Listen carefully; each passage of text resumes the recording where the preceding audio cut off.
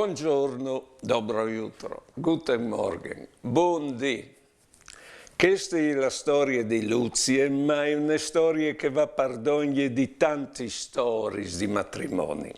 Mi diceva dal somp. Lui, la prima femmina che l'ha conosciuta, è stata sua madre, la mamma. E quando si sposase, al pretendeva che io mi comportassi con lui come che la sua madre si comportava con suo padre.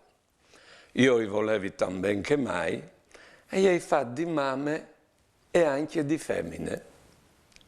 Nasciuto il primo frutto, o pretendevi che lui lo facesse di pari. Se poi, ali era geloso, o perdevi tempo col figlio. E è nasciuta anche la frutta, e il gioco è lato in davanti un pressapoco, forse la gelosia e gli è calata, perché piaceva a lui la frutta, poi che non il figlio.